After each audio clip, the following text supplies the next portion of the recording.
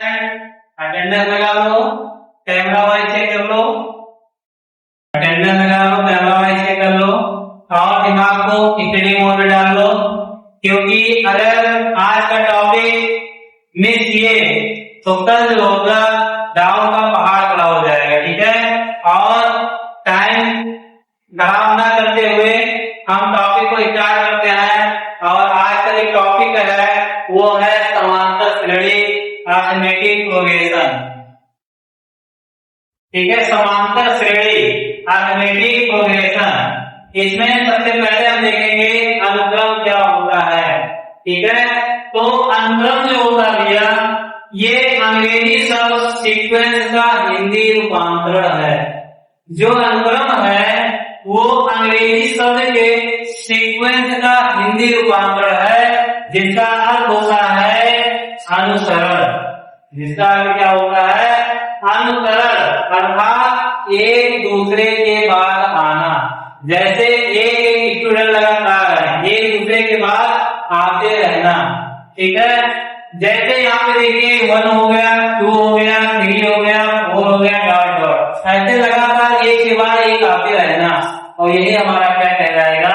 अनुक्रम कहलाता है। ठीक है, अब अनुक्रम देखिए हम, तो सबसे पहले यही देखेंगे अनुक्रम में जो संख्याओं का ऐसा विन्यास, जो अभी यही चीज बताया आपको कि संख्याओं का ऐसा विन्यास जिसमें उन्हें निश्चित क्रम में, निश्चित नियमानुसार, निश्चित क्रम में और निश्चित नियमानुसार रखा गया हो, अनुक्रम कहलाता है। निश्चित का मतलब जो भी उसके बीच में अंतर हो या योग हो, हमेशा बराबर होना चाहिए। जैसे देखिए हमने लिखा अगर 1 और 2, 3, 4 एंड सो ऑन, ऐसे देखेंगे कि यहाँ देखा जाए इन दोनों का जो डिफरेंस है 1 है। इन दोनों का डिफरेंस क्या है? 1 है। इन दोनों का डिफरेंस क्या है? 1 है। सीक्वेंस में है कि नहीं? सब में लगातार बराबर 1-1 का अंतर होता जा रहा है। तो ये निश्चित क्रम में है और निश्चित नियमानुसार है। ठीक है, तो इसी को हमने क्या कह दिया? अनुक्रम कह दिया। अनुक्रम, क्रम से आने वाला। ठीक है, आगे देखा जाए बच्चों अगर, तो जो श्रेणी होता है इसी अनुक्रम के पदों को, जिसमें जो अनुक्रम हमने लिखा है तो इसमें एक पद बन गया। जैसे पद क्या है? 1, 2, 3, 4, और इसी पदों को अगर हम प्लस और माइनस के साथ जोड़ दिया जाए तो जो बनेगा वो हमारा क्या बनेगा? श्रेणी बनेगा। समझ में आ गया? किसी अनुक्रम के पदों को, जो अनुक्रम के पद हैं उनको हम अगर पॉजिटिव और निगेटिव के चिन्हों को द्वारा संबंधित कर दिया जाए तो जो बनेगा वो हमारा श्रेणी बनता है। जैसे 1, 2, 3, 4 है, इसी को हमने लिख दिया 1 + 2 + 3 + 4 and dot dot so on. ये देखा जाएगा तो देखिए यहाँ पे इसी हम पदों को क्या किए, यहाँ पे सबको प्लस माइनस के साथ ऐड कर दिए, तो जो हमारे पास एक सीरीज बनेगा वो अनुक्रम कहलाएगा। क्या कहलाएगा? अनुक्रम कहलाएगा। अब इसके बाद हम देखते हैं समांतर श्रेणी। तो जो समांतर श्रेणी होता है इसके नाम में ही पूरा डेफिनेशन छिपा है। समांतर श्रेणी, अगर समांतर का देखा जाए, समान अंतर, समान अंतर और क्रम या श्रेणी, इसी श्रेणी में जो अंतर आए वो एक समान आ जाए, वही क्या कहलाएगा? हमारा समांतर श्रेणी। हर पदों के बीच में समान अंतर होना चाहिए। अगर 2 का अंतर है तो जितने पद है सब में 2-2 का अंतर होना चाहिए। अगर 3 का अंतर है तो जितने भी टर्म है हमारे पास पद है उसमें उतने का अंतर होना चाहिए। एक बच्चों तो इसको नोट कर लीजिए। इसी के आगे और कंटिन्यू करते हैं। ठीक है, जल्दी नोट कर लीजिए, इसके आगे फिर बढ़ते हैं।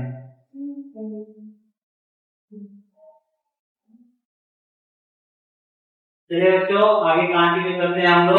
ठीक है, देखिए यहाँ पे अब हमने कहाँ तक बताया? श्रेणी तक बता दी।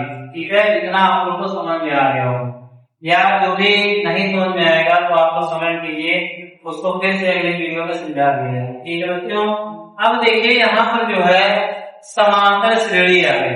क्या है? समांतर श्रेणी। इसको हमें समझना है, तो आप लोग ध्यान से देखिए, इधर कहीं दिमाग गया हो तो वापस ले आइए। ठीक है, देखिए आप एकदम बढ़िया से। समांतर श्रेणी, क्या समांतर श्रेणी उस श्रेणी को कहते हैं। कौन श्रेणी को? उस श्रेणी को कहते हैं जिसमें प्रत्येक पद उससे पूर्व आने वाले पद में कोई निश्चित संख्या जोड़ने या घटाने से प्राप्त होता है। समांतर श्रेणी क्या होगा? उस श्रेणी को कहते हैं जिसके प्रत्येक पद में कितनी संख्या जोड़ा जा रहा है और कितनी संख्या घटाया जा रहा है, वही हमारा क्या कहलाएगा?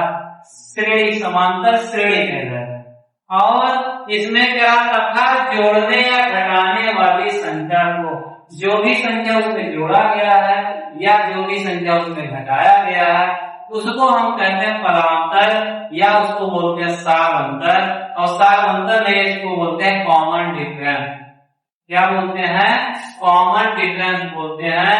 तो जैसे हमारे पास देखिए यहाँ पे 2, 4, 6, 8 एंड डॉट डॉट। अब इसमें देखना है, ये देखिए ये हमारा हो गया पद, ठीक, और इसके प्रत्येक पद में उससे पूर्व आने वाले पद में कोई निश्चित संख्या जोड़ने या घटाने होना है। देखिए हमने 2 में 4 जोड़ा, और जैसे 4 जोड़ा इसमें, तो अगली संख्या प्राप्त हो गई 4। फिर इसमें हमने अगली संख्या जोड़ दिया 2, अब क्या हो गया इसमें 6, और फिर हमने 6 में जोड़ दिया 2। तो बताइए लगातार चल रहा है। इसमें हमने 2 को ऐड किया, 4 हो गया, फिर 4 में हमने 2 को ऐड किया, 6 हो गया, 6 में 2 को ऐड कर दिया। तो ये जो क्रम से आ रहा है, ये तो हमारा श्रेणी है, क्योंकि इसमें निश्चित क्रम से जोड़ा गया है। क्या किया गया? जोड़ा गया। देखिए यहाँ सब में 2 जोड़ा, ठीक, तो इसमें तो जो संख्या जोड़ा गया है इसको बोलते हैं सार अंतर। यही जो भी इसमें अंतर आ रहा है, जोड़ा जाएगा घटाया जाएगा, तभी जो आएगा वो हमारा क्या होगा? सार अंतर कहलाता है, कॉमन डिफरेंस कहलाता है, जिसको हम रिप्रेजेंट करते हैं, डिनोट करते हैं, दर्शाते हैं किससे? Small D. और इसमें जो सबसे पहले आएगा, ये सबसे पहले भाई, कहीं भी जो सबसे पहले आएगा वो सबसे पहले पाएगा, कहीं भी हर जगह ऐसा। तो यहाँ पे सबसे पहला नंबर है, और इसको क्या बोलते हैं? प्रथम पद बोलते हैं। अगर ऐसे डॉट डॉट करके फिर कहीं एक संख्या दे दिया जाए तो हमारा लास्ट टर्म होगा, अंतिम पद होगा। ठीक है, तो यहाँ पे देखिए आप लोगों के सामने जो बच्चों, यहाँ पे कुछ क्वेश्चन लिखे गए हैं। ठीक है, ये क्वेश्चन क्या है? निम्नलिखित में से प्रत्येक समांतर श्रेणी के लिए प्रथम पद और सार अंतर बताना है। कितना आसान है, अगर आप लोग ध्यान दिए तो आपकी यूपी बोर्ड में आप लोग एक आपसे, ठीक है, यहाँ कितना ध्यान दीजिए, बस एक भी टॉपिक मिस नहीं होना चाहिए। ठीक है, इसको आप लोग पढ़िए और अपने दोस्तों के पास भी शेयर कीजिए, कि उनसे कहिए अब भैया उठो, जागो, अब बहुत ज्यादा समय नहीं है। ठीक है, तो देखिए यहाँ पे अब ये दिया 3 - 2 - 7 - 12, ये नंबर है हमारे पास, और इसमें बताना क्या है? प्रथम पद और सार अंतर बताना है। ठीक है, तो यहाँ पे देखा जाए, जैसे 3 - 2 - 7 और -6 डॉट डॉट। आप इसमें देखिए सबसे पहले तो 3 आ गई, और ये जो 3 आया ये क्या है? हमारा प्रथम पद है। ये जो 3 है ये हो जाएगा हमारा प्रथम पद, फर्स्ट टर्म, ये आ जाएगा 3। अब इसमें सारांतर निकालना, तो सारांतर को देखेंगे भाई इसमें कौन सी संख्या जोड़ा लिखना है या कौन सी संख्या घटाया लिखना आ गया, वही हमारा सारांतर होता है। तो उसको चेक करने के लिए अगर इसको मान लेते हैं हम A1, ये A2, A3, A4 dot dot ऐसे। भाई A1 पहला पद हो गया, A2 दूसरा हो गया, A3 तीसरा पद हो गया, A4 चौथा पद हो गया। अब तो इसमें पहला पद तो हमें पता चल गया, दूसरा क्या है सारांतर। और सारांतर निकालने के लिए बहुत आसान है, जो आप लोग 4 और 5 में ही पढ़ चुके हो, घटाना जरूरी। अब घटाना देखिए, हमने -2 में से 3 को घटा दिया, देखिए ये -2 है दूसरा पद, इसमें से घटाना है पहला पद -3। अब जैसे -2 में से -3 घटाया तो दोनों क्या हो गया, सेम। देखिए सेम पॉजिटिव दोनों है, नेगेटिव हो या पॉजिटिव हो दोनों तो सेम सेम ऐड हो जाता है। मतलब हमने -2 रुपया किसी को दिया या लिया किसी को, हमने एक दिन ले लिया -2 रुपया एक दिन उधार लिया किसी से, दूसरे दिन 3 रुपया उधार ले लिया, तो टोटल उधार जो हुआ 5 रुपया हुआ कि नहीं हुआ। तो 5 रुपया हुआ, तो इसका मतलब ये हुआ कि माइनस माइनस जुड़ जाएगा, लेकिन जो साइन होगा वो निगेटिव होगा, माइनस का होगा। ठीक है, अब देखिए -2 में -3 हो जाएगा -5। इसका मतलब कि 3 में हमने -5 को घटाया तब प्राप्त हुआ -2।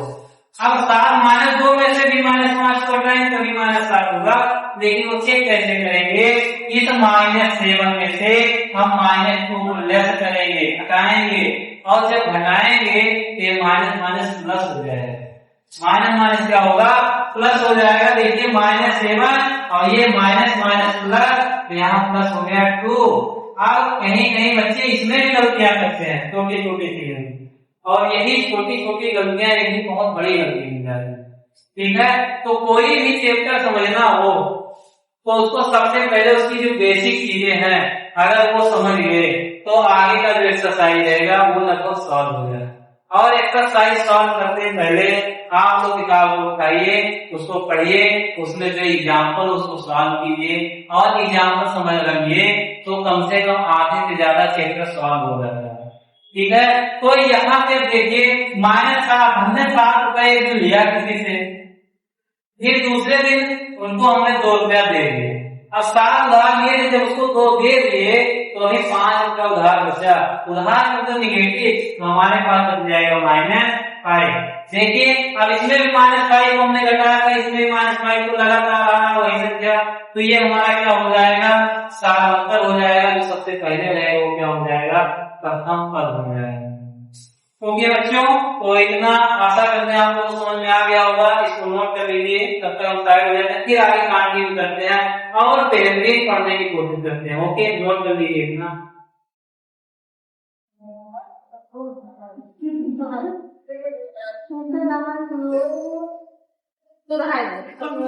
चलिए बच्चों, आगे कंटिन्यू करते हैं हम लोग। ठीक है, गर्मी बहुत है, ये देखिए यहाँ पे आगे दिया निम्नलिखित में से कौन सा समांतर श्रेणी में है।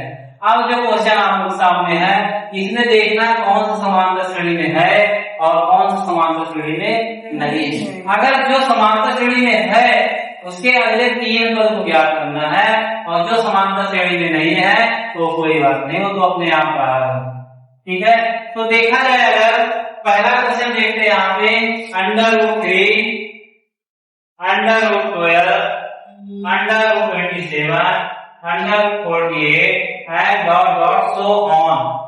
अब देखा जाए अगर यहाँ पे तो ऐसे डायरेक्ट में आप प्लस होगा नहीं, डायरेक्ट घटेगा नहीं, तो इसको सॉल्व करने के लिए सबसे पहले इसको रूम से बाहर लाना, इसको घर से बाहर लाना पड़ेगा, उसके बाद सॉल्व होगा। तो इसके लिए हम क्या करते हैं, वेक्टर कर लेते हैं। जैसे कोयल है, ये कोयल क्या है, अभी अकेला सिंगल है, जो घर में है, अभी पाबंदी लगी, आजाद नहीं है। ठीक है, अब देखा जाए अगर तो इस 12 का अगर फैक्टर कर लिया जाए,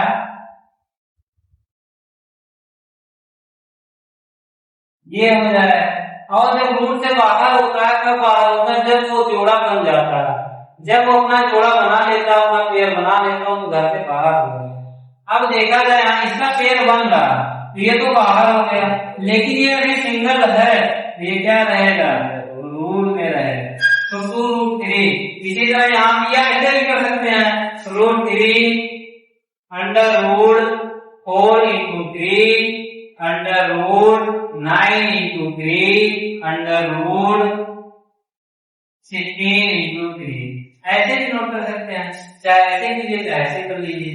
अब इसको सॉल्व करेंगे, ये जो 4 है इसका रूट से बाहर हो जाएगा, ये पूर्ण वर्ग है, इसका वर्गमूल निकल जाएगा, तो यहाँ पर √3 हो गया, और इसका 4 हो जाएगा 2√3 एंड 9 का हो जाएगा 3 और इसका हो जाएगा 4√3, ये हो जाएगा। अब देखा जाएगा आगे,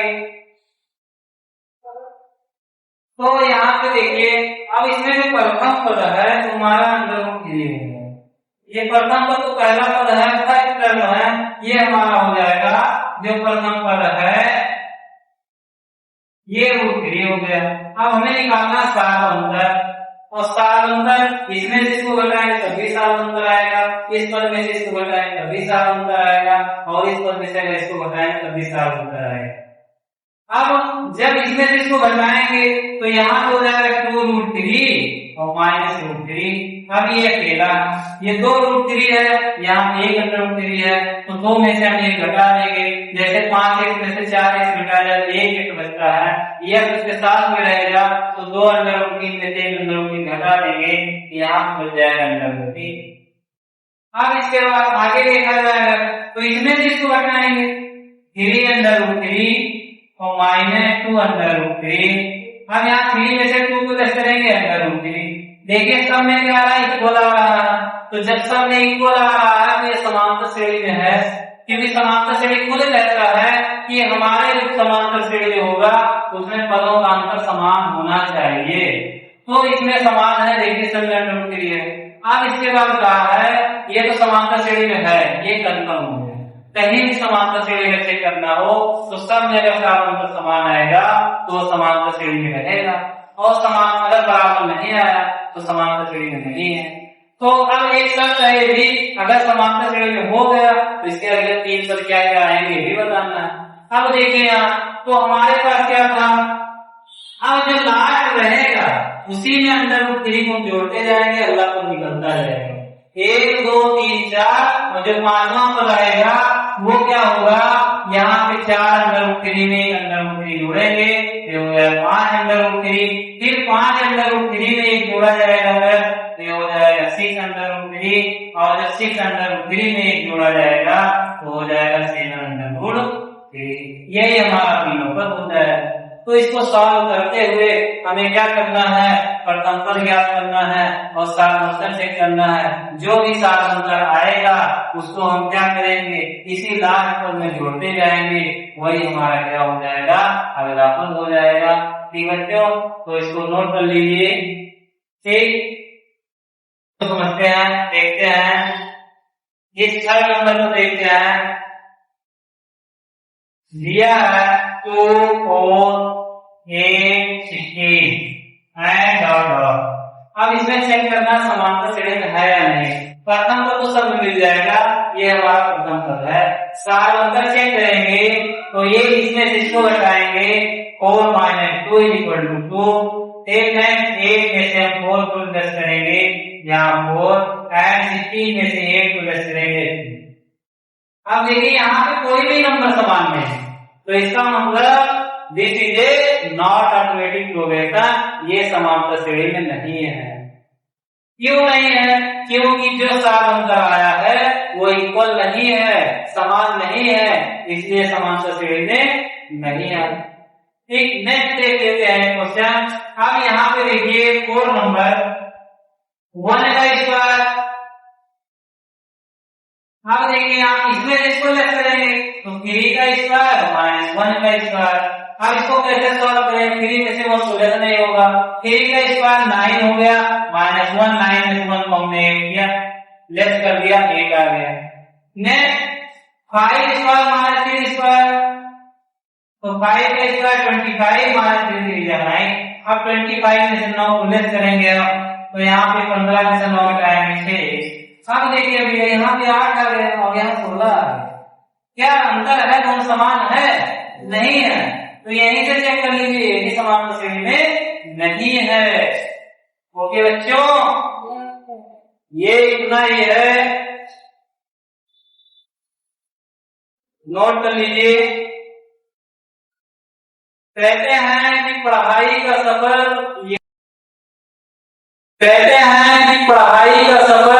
यूं ही चलता रहे, हर दिन ज्ञान का दीपक जलता है।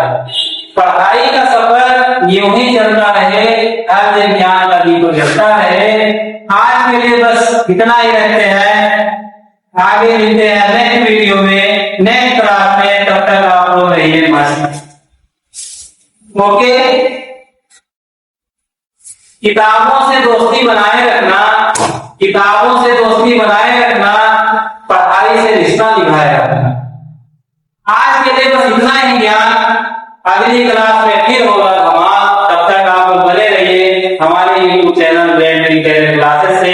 अगर वीडियो पसंद आए हो तो इसको लाइक कीजिए, शेयर कीजिए और अपने दोस्तों को भेजिए, ठीक है, और किसी का चूक लेना पाए। ओके, आप लोग क्लास में पढ़िए, उसके बाद 2027 में होगा धमाल। ओके, धन्यवाद।